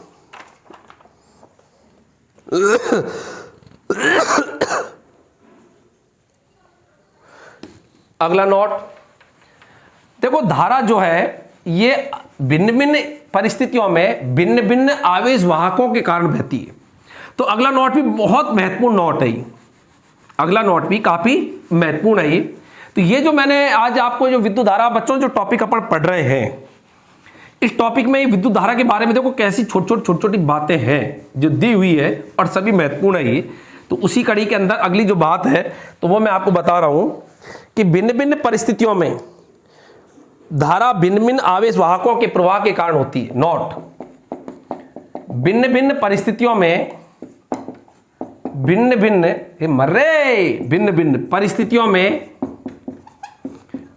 परिस्थितियों में धारा मतलब विद्युत धारा का प्रवाह भिन्न भिन्न आवेश वाहकों के कारण होता है। बहुत इंपॉर्टेंट नोट्स है, अभी मैं समझा रहा हूं। भिन्न भिन्न आवेश वाहकों के कारण होता है, क्या लिखा कि अलग अलग परिस्थितियों में विद्युत धारा का प्रवाह अलग अलग आवेश वाहकों के कारण होता है। आवेश वाहक कौन कौन से कहां कहां पर काम में आते हैं उसके अनुसार धारा का प्रवाह होता है। जैसे धात्विक चालकों में धारा, जैसे धातु है ना, धातु के अंदर धारा बहती है। तो एग्जाम्पल, धात्विक चालकों में धारा किसके कारण बहती है? मुक्त इलेक्ट्रॉनों के कारण। ये क्वेश्चन बन गया। धात्विक चालकों में धारा किस कारण बहती है? मुक्त इलेक्ट्रॉनों के कारण। अच्छा, एग्जाम्पल में बता रहा हूं, धात्विक चालकों के कारण धारा इलेक्ट्रॉनों के कारण बहती है। विद्युत अपघट्य में धारा धनायन और ऋणायन के कारण बहती है। विद्युत अपघट्य होता है ना घोल, विद्युत अपघट्य में धारा किसके कारण बहती है? धनायन व ऋणायन के कारण। अर्धचालकों में धारा, अर्धचालक क्या होते हैं? सेमीकंडक्टर। अर्धचालकों में धारा इलेक्ट्रॉन एवं होल के कारण बहती है। ये क्वेश्चन आता है किसमें धारा किसके कारण बहती है? इलेक्ट्रॉन व होल के कारण। होल क्या होता है? इलेक्ट्रॉन के रिक्त स्थान को, जैसे अभी कोई इलेक्ट्रॉन बैठा है और ये भग गया, तो यहां जो गैप, इलेक्ट्रॉन की जो जगह बनी ना खाली, उसको बोलते हैं हॉल। इलेक्ट्रॉन के रिक्त स्थान को हॉल कहते हैं। हॉल इलेक्ट्रॉन के रिक्त स्थान को हॉल कहते हैं। मैं बोल रहा हूं इलेक्ट्रॉन के रिक्त स्थान को हॉल को ही बोलते हैं कोटर। हॉल को ही क्या बोलते हैं? कोटर। क्या होता है? इलेक्ट्रॉन के रिक्त स्थान को लिख दूं, इलेक्ट्रॉन के रिक्त स्थान को, ये अलग से बात है। तो अर्धचालकों में धारा बताओ किसके कारण बहती है? इलेक्ट्रॉन व हॉल के कारण बहती है। और विसर्जन नलियों में गैस के धनायन और इलेक्ट्रॉनों के कारण। विसर्जन नलिकाओं में, विसर्जन नली में धारा गैस के धनायन व इलेक्ट्रॉनों के कारण। मैं बोल भी रहा हूं, थोड़ा दिखने में दिक्कत आएगी, इलेक्ट्रॉनों के कारण। तो ये आपको ध्यान रखना है कि भिन्न भिन्न परिस्थितियों में धारा का प्रवाह भिन्न भिन्न आवेश वाहकों के कारण होता है। धात्विक चालकों में धारा मुक्त इलेक्ट्रॉन के कारण बहती है। विद्युत अपघट्य में धारा धनायन और ऋणायनों के कारण बहती है। अर्धचालकों में धारा किसके कारण बहती है? इलेक्ट्रॉन व होल के कारण। और विसर्जन नलिका में गैस के धनायन और इलेक्ट्रॉनों के कारण बहती है। अच्छा, अब एक यहां पर बात आती है, जल्दी से उतारें इसको, तेज गति से मिटाऊं मैं, जल्दी करें ताकि टॉपिक कंप्लीट हो, एटलीस्ट विद्युत धारा तो जल्दी करें। क्या बताओ, निर्वात में भी धारा का प्रवाह संभव है क्या? क्वेश्चन है ये, क्या निर्वात में भी धारा का प्रवाह संभव है क्या? तो ये समझ में आ गई। धात्विक चालकों में बताओ धारा किसके कारण बहती है? विद्युत धारा मुक्त इलेक्ट्रॉनों के कारण। विद्युत अपघट्य में धारा धनायन ऋणायन के कारण। अर्धचालकों में धारा इलेक्ट्रॉन हॉल के कारण। और विसर्जन नलिका में धारा गैस के धनायन और इलेक्ट्रॉन के कारण। क्वेश्चन क्या है, क्या निर्वात में भी क्या धारा का प्रवाह होता है क्या? अरे मिटता नहीं है रे, कल्ला सड़ा ऐसा हो गया ये मिटे तो सही है। अच्छा, तो यहां पर बात है निर्वात में भी धारा प्रवाह संभव है क्या? तो मैं अगले नोट में लिख रहा हूं इस बात को। तो बताओ, निर्वात में भी धारा प्रवाह संभव है क्या? सोचो, ऐसे मुंडी ला लो, ऐसे देख तो सकता नहीं तुम्हें, तो ऐसे मुंडी ला लो, होती है तो यूं और नहीं है तो यूं कर लो। तो निर्वात में भी धारा का प्रवाह संभव है क्या? अब कहीं यहां कर रहे होंगे, कहीं ना कर रहे होंगे, तो मैं लिख रहा हूं निर्वात में भी धारा का प्रवाह संभव है। आप कहोगे निर्वात में भी धारा का प्रवाह संभव है? जैसे टीवी की जो पिक्चर ट्यूब होती है उसमें वैक्यूम होता है। टीवी की जो पिक्चर ट्यूब होती है उसमें वैक्यूम होता है और उसमें धारा इलेक्ट्रॉनों के कारण बहती है। तो याद रखना, निर्वात में भी, बहुत महत्वपूर्ण बात है, निर्वात में भी धारा प्रवाह संभव है। उदाहरण के लिए टीवी की पिक्चर ट्यूब में इलेक्ट्रॉन निर्वात में गमन करते हैं। टीवी की पिक्चर ट्यूब में, एग्जांपल लिख दूं, टीवी की पिक्चर ट्यूब में, टीवी की पिक्चर ट्यूब में, टीवी की पिक्चर ट्यूब में, टीवी की पिक्चर ट्यूब में इलेक्ट्रॉन निर्वात में गमन करते हैं। पिक्चर ट्यूब में नहीं, पिक्चर ट्यूब में इलेक्ट्रॉन निर्वात में गमन करते हैं एवं विद्युत धारा का प्रवाह होता है। विसर्जन, विद्युत धारा का प्रवाह होता है। अच्छा, तो ये बात यहां पर आपको पता होनी चाहिए, तो इसको भी उतार लीजिएगा। निर्वात में भी धारा संभव है, और एग्जाम्पल बताया कि टीवी की पिक्चर ट्यूब में इलेक्ट्रॉन निर्वात में गमन करते हैं और विद्युत धारा का क्या होता है, प्रवाह होता है। अच्छा, इसके बाद में एक महत्वपूर्ण क्वेश्चन मैं यहां पर दे रहा हूं। पहले एक क्वेश्चन मैं आपको बता रहा हूं, फिर एक क्वेश्चन मैं आपको भी दूंगा। क्वेश्चन यहां पर यह है कि एक कूलाम, बेटे पहले एक बार ये क्या ठंड में क्या है, स्याही भी जोर की चिपकती है, जो हाथ ही दूजिए, हाथ दूजिए, बोर्ड साफ नहीं हुए, गुरुजी का हाथ में दर्द होजिए, लेकिन फिर भी गुरुजी कोशिश करते रहते हैं, मिटाने के लिए लगे रहते हैं। अच्छा, यहां पर एक क्वेश्चन है काफी महत्वपूर्ण, एक कूलाम आवेश में इलेक्ट्रॉनों की संख्या क्या होगी। एक कूलाम आवेश में, बहुत इंपॉर्टेंट क्वेश्चन है, I like this very much, बहुत अच्छा लगता है मुझे। एक कूलाम आवेश में, कूलाम को सी से भी लिख सकते हैं, प्रकाश के वेग का भी सिंबल भी सी है। एक कूलाम आवेश में इलेक्ट्रॉनों की संख्या क्या होगी, इलेक्ट्रॉनों की संख्या क्या होगी, क्या होगी, ये क्वेश्चन है।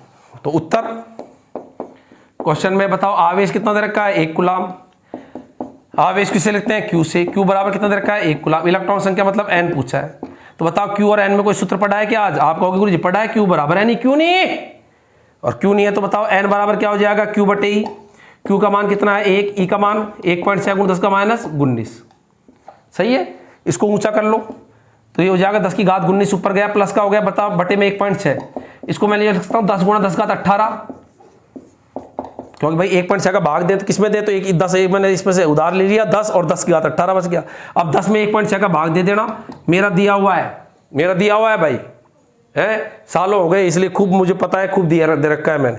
इसमें भाग देते आता है 6.25 × 10 की घात 18, कई बार परीक्षा में 6.25 जगह लगभग 6 भी आ सकता है, 6 × 10 की घात 18। तो याद रखें कि एक कूलाम आवेश में इलेक्ट्रॉनों की संख्या क्या होगी, तो याद रखें वो होती है 6.25 × 10 की घात 18 होती है, 6.25 × 10 की घात 18 होती है,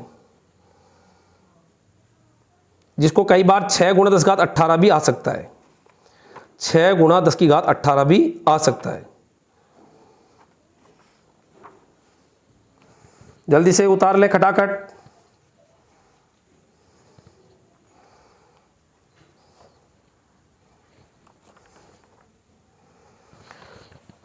हरे कृष्ण,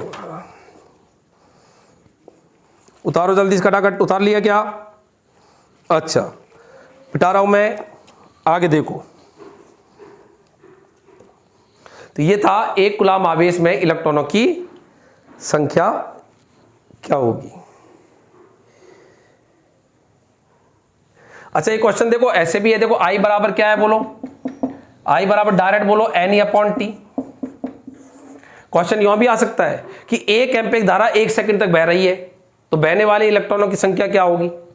भाई ये भी आ सकता है कि यदि 1 एम्पीयर की धारा, I दे रखा है 1 एम्पीयर और समय भी दे रखा है 1 सेकंड, सेकंड को ऐसे लिखते हैं, 1 एम्पीयर धारा 1 सेकंड तक बह रही है, तो इसको भी 1 मान लिया, इसको भी 1 मान लिया, तो दोनों को 1 1 मान लिया, तो N बराबर क्या होगा बोलो, तो 1 बराबर NE/1, ये भी 1, ये भी 1। ये क्वेश्चन यूं आ सकता है इसलिए बता रहा हूं। तो बताओ N बराबर क्या हो जाएगा, 1 × 1 1, तो 1/E, और 1/E तो है ये 1/E का मतलब क्या है, 1.6 गुणा 10 की घात माइनस 19। तो वही आया कि नहीं आया, वही चीज आ गई कि नहीं आ गई। तो क्वेश्चन यह भी आ सकता है कि 1 एम्पीयर की धारा 1 सेकंड तक बह रही है, तो ऐसी स्थिति में बहने वाले इलेक्ट्रॉनों की संख्या क्या होगी। तो क्वेश्चन मैं या करके यहां पर लिख देता हूं, संक्षेप में ध्यान रहे कि 1 एम्पीयर की धारा 1 सेकंड तक प्रवाहित हो रही है, तो बहने वाले इलेक्ट्रॉनों की संख्या क्या होगी, n क्या होगी। तो अपन 1 मान लेंगे, n पूछा है, e नीचे आ जाएगा, तो 1 मान लिया, n पूछा है, 1 गुणा 1 बटे में आ गया e, तो 1 बटे e सॉल्व करेंगे, यही आएगा। तो ये क्वेश्चन यूं भी आता है, 1 कूलम आवेश में इलेक्ट्रॉन संख्या क्या होगी,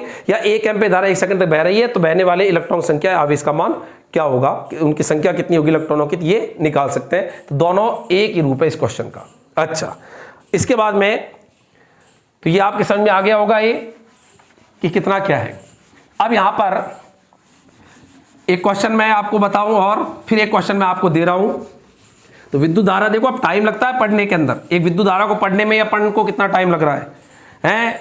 और कई वीडियो आते हैं ना, आप देखते हो 2-2 मिनट के ही राजी हो जाते हो, अरे 2 मिनट विद्युत धारा है भाई, मजे आ गई। पढ़ाई इतना आसान है क्या, 1-2 मिनट में हो जाए। तो फिर तो सालों में पढ़ाई की क्या जरूरत पड़ गई जब 2-2 मिनट में ही पढ़ाई हो जाए। बच्चे भी राजी हो जाते हैं, उनको अच्छा लगता है 2 मिनट का वीडियो, राजी हो जाए है। क्वेश्चन यहां पर बताओ, किसी वस्तु पर 5 इलेक्ट्रॉन की कमी है, तो वस्तु पर आवेश एवं उसकी प्रकृति क्या होगी, एवं वस्तु की प्रकृति क्या होगी। सूत्र तो ये रहा, एक ही सूत्र है, प्रकृति क्या होगी। अब क्या क्या दे रखा है जरा देखो, क्वेश्चन का उत्तर देखे। वस्तु पर 5 इलेक्ट्रॉन की कमी है, तो संख्या दे रखी है, इलेक्ट्रॉन की संख्या ही तो है 5 इलेक्ट्रॉन, तो n बराबर कितना दे रखा है 5। इलेक्ट्रॉन हिंदी में भी आ सकता है लिखा हुआ, नहीं तो इलेक्ट्रॉन को ऐसे लिखते हैं ई माइनस इलेक्ट्रॉन। तो वस्तु पर आवेश पूछा है, तो आवेश बताओ Q बराबर क्या होगा n। n कितना दे रखा है 5 इलेक्ट्रॉन, इलेक्ट्रॉन का आवेश कितना होता है 1.6 गुणा 10 का माइनस 19, 16 पंजो 80, तो 8.0 गुणा 10 का माइनस 19। और बताओ क्या आएगा आंसर कूलाम में। अब बताओ इलेक्ट्रॉन की कमी है, तो बताओ आवेश कैसा होगा धनावेश। तो बताओ वस्तु की प्रकृति कैसी होगी धनावेश, और वस्तु पर आवेश का मान कितना होगा ये। तो सिंपल है, इलेक्ट्रॉनों की संख्या क्वेश्चन में दी हुई है कि एक वस्तु पर 5 इलेक्ट्रॉन कमी है, तो वस्तु पर आवेश और वस्तु की प्रकृति क्या होगी, तो अपन आसानी से कर सकते हैं। यहां तक ये आपके समझ में आ गया होगा। तो जल्दी से उतार ले इस क्वेश्चन को भी,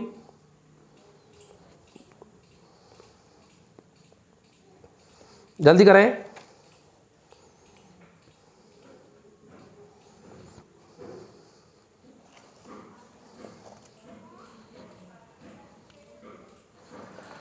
मिटा रहा हूं मैं।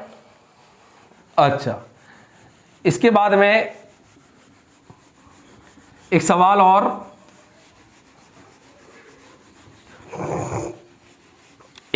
दे रहा हूं मैं। एक विद्युत बल्ब के तंतु में 0.5 एम्पीयर की धारा 10 मिनट तक प्रवाहित होती है। एक विद्युत बल्ब के तंतु, बल्ब में तो तंतु ही होता है और किसमें बहेगी। एक विद्युत बल्ब, बिजली का लट्टू, बिजली का लट्टू, एक विद्युत बल्ब में 0.5 एम्पीयर की धारा की विद्युत धारा का मात्रा क्या होता है बोलो बच्चों, एम्पीयर। मिटाओ इसको पहले। एक बिजली बल्ब के तंतु में 0.5 एम्पीयर की विद्युत धारा 10 मिनट तक प्रवाहित होती है। विद्युत धारा 10 मिनट तक प्रवाहित होती है, 10 मिनट तक प्रवाहित होती है। तो 10 मिनट तक प्रवाहित होती है, तो प्रवाहित विद्युत आवेश का मान क्या होगा। तो प्रवाहित क्या मतलब, बहने वाला, प्रवाहित विद्युत आवेश का परिमाण का मतलब मान, संख्यात्मक मान होता है परिमाण, क्या होगा यह क्वेश्चन है। परिमाण क्या होगा, जल्दी देखो। एक विद्युत बल्ब में 0.5 एम्पीयर विद्युत धारा 10 मिनट तक प्रवाहित होती है, प्रवाहित विद्युत आवेश का परिमाण क्या होगा। बिल्कुल सिंपल सी बात है। तो 10 मिनट तक प्रवाहित होती है तो कितना होगा बताओ। क्या दे रखी है, धारा दे रखी है 0.5 एम्पीयर, धारा को बताओ, उत्तर देखो कैसे है। आपको जो भी चीज दे रखी है उसको सिंबल में लिखो। तो विद्युत बल्ब में इतने एम्पियर की धारा, तो मतलब आई बराबर दे रखा है 0.5 एम्पियर, सही है। 10 मिनट, तो समय t बराबर 10 मिनट, लेकिन आपको याद रखना है समय को हमेशा सेकंड में लेना है। तो 10 को 60 से गुणा कर दो, मिनट को 60 से गुणा करते बताओ किस में हो जाएगा, इस सेकंड में। सेकंड लिख दो पूरा, चाहे हिंदी में शॉर्ट में, मतलब सिंबल में एस भी लिख सकते हैं, सही है। अब बताओ पूछा क्या है, तो प्रवाहित आवेश मतलब क्यू पूछा है। तो बताओ आई दे रखा है, टी दे रखा है, क्यू है, तो बताओ सूत्र कौन सा लेंगे, आई टी और क्यू में सूत्र है क्या, तो ये रहा आई बराबर क्यू अपॉन टी। तो आई बराबर सूत्र क्या है, क्यू अपॉन टी।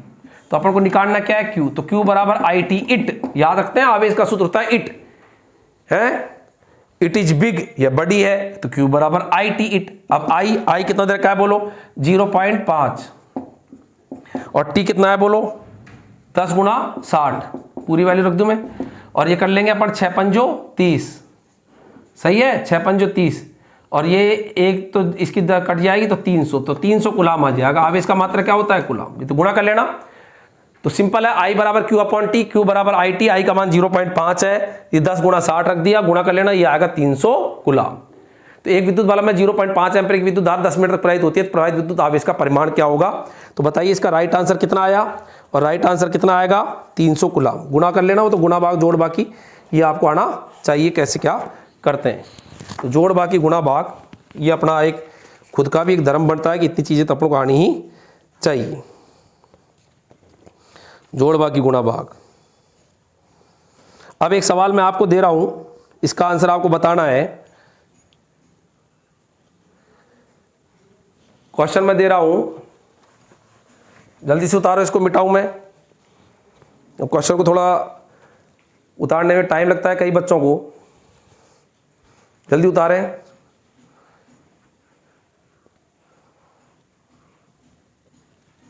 अच्छा देखो, अब आगे ये क्वेश्चन जो अब मैं दे रहा हूं, ये वाला क्वेश्चन जो मैं लिख रहा हूं, इसका आंसर आप कमेंट बॉक्स के अंदर बताइएगा कि अपन विद्युत धारा के बारे में समझे क्या। मतलब एक टॉपिक पढ़ो लेकिन उसका पूरा निचोड़ निकाल लो ही, ताकि उसमें कोई भी टॉपिक कैसे भी घूम के, मतलब कोई भी क्वेश्चन आए तो आपको दिक्कत नहीं आए। इसलिए क्या है कि टॉपिक को इतना तो पढ़े, और ज्यादा नहीं, बेस तो पढ़े कम कम उसका, अपन बेस ही नहीं पढ़ रहे फिर दिक्कत है। तो यहां पर क्वेश्चन है 0.1 मीटर स्क्वायर अनुप्रस्थ काट के क्षेत्रफल से, एक क्वेश्चन है 0.1 मीटर स्क्वायर अनुप्रस्थ काट के क्षेत्रफल से।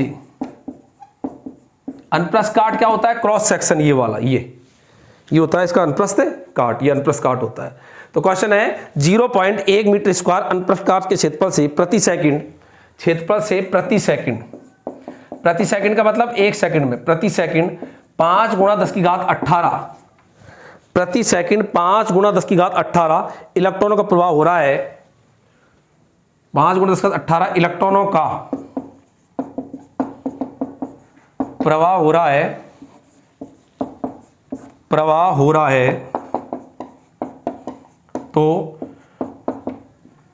बहने वाली विद्युत धारा क्या होगी, तो बहने वाली या प्रवाहित बोल, तो बहने वाली को क्या बोलते हैं, प्रवाहित, भाषा है तो कुछ भी आ जाए। तो बहने वाली या प्रवाहित विद्युत धारा, प्रवाहित विद्युत धारा क्या होगी, विद्युत धारा क्या होगी।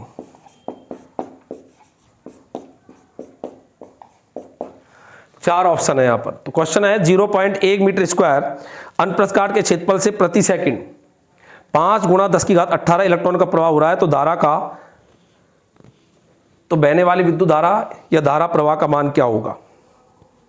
ऑप्शन मैं वो लिख रहा हूं,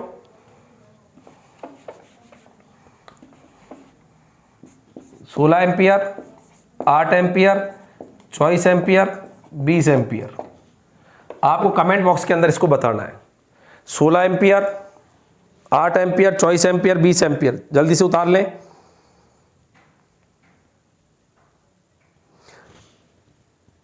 तो 5 गुणा 10 की घात 18, इसको 50 कर लो, 50 गुणा 10 की घात 18 इलेक्ट्रॉनों का प्रवाह हो रहा है, तो बहने वाली विद्युत धारा क्या होगी, क्योंकि आंसर अपन ने उसी हिसाब से लिखे हैं। 50 गुणा 10 की घात 18 इलेक्ट्रॉन प्रवाह हो रहा है, तो विद्युत धारा का मान क्या होगा।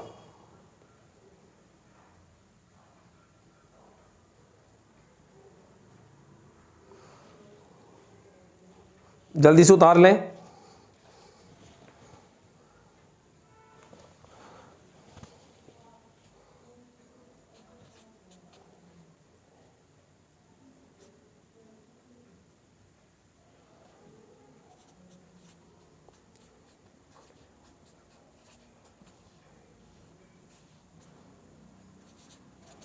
उतार लिया। तो ये आपका, अब इसका हल्का सा मैं हिंट दे देता हूं अनप्लस कार्ड से। कोई देखो यहां पर क्या दे रखा है, इलेक्ट्रॉनों की संख्या दे रखी है, बहने वाली विद्युत धारा आई पूछी है, प्रति सेकंड का मतलब समय दे रखा है। तो समय प्रति सेकंड का मतलब 1, हिंट दे रहा हूं बस, समय 1 सेकंड है, इलेक्ट्रॉनों की संख्या दे रखी है मतलब n दे रखा है, इलेक्ट्रॉन संख्या क्या होती है, n दे रखा है ये, ठीक है। समय दे रखा है, समय 1 सेकंड, धारा पूछी है। तो अपने पास क्या है कि इलेक्ट्रॉन संख्या मतलब n है, समय भी दे रखा है, समय 1 सेकंड, t बराबर 1 ले लेना, और विद्युत धारा मतलब I पूछा है। अब कौन सा सूत्र लगेगा, एन टी आई का देख लेना, एक ही फॉर्मूला बताया था, I बराबर Q अपॉन T बराबर NE अपॉन T। अच्छा, तो और इन सूत्रों में अपन जानते हैं इलेक्ट्रॉन का आवेश, आपको सबको पता होगा, याद होगा। तो ये दोस्तों आज अपन ने जो टॉपिक पढ़ा इसका नाम था विद्युत धारा। तो आपके विशेष तौर पर रीट के जो विद्यार्थी हैं उनके अंदर ये नवीन टॉपिक जुड़ा है, ये विद्युत धारा विद्युत परिपथ। तो ये पहला इसका पोर्शन पढ़ा है। अगले इसके वीडियो के अंदर अपन इसके विद्युत परिपथ लेंगे, विद्युत परिपथ क्या होता है, उसके क्या क्या सिंबल होते हैं, क्या क्या उसके अंदर महत्वपूर्ण बातें हैं, वो अपन इसके अंदर यों क्यों कंटिन्यू लेंगे। तो ये एक वीडियो जो है ये काफ़ी बड़ा इस टॉपिक के अंदर हुआ है, और यदि अपन उसको भी कंटिन्यू ले तो ये बहुत बड़ा हो जाएगा। तो अपन इसको दूसरे पार्ट के अंदर लेंगे। इस क्वेश्चन का आंसर आप कमेंट बॉक्स के अंदर निश्चित तौर पर बताइएगा। मैं आशा करता हूं आपसे कि इसको आप कम से कम बताइएगा, ताकि आपका एक्टिव पार्टिसिपेशन जो है वो नजर आए कि वास्तविकता के अंदर अपन पूरी तरह से खुद भी गुरुजी के साथ साथ एक्टिव रूप से जुड़े हुई है। और जितना मैंने आपको विद्युत धारा होती क्या है, विद्युत धारा के बारे में क्या क्या महत्वपूर्ण बातें हैं, उनको सबको सूत्र क्या होते हैं, न्यूमेरिकल्स कैसे होते हैं, ये सब कुछ अपन ने इस टॉपिक के माध्यम से समझने का प्रयास किया। आगे फिर इसी टॉपिक को, इसी टॉपिक के टुकड़े को, विद्युत परिपथ वाला जो है उसको भी अपन अगले वीडियो के अंदर कंटिन्यू लेते हुए आपसे फिर मुलाकात होगी। धन्यवाद। जय हिंद, जय भारत।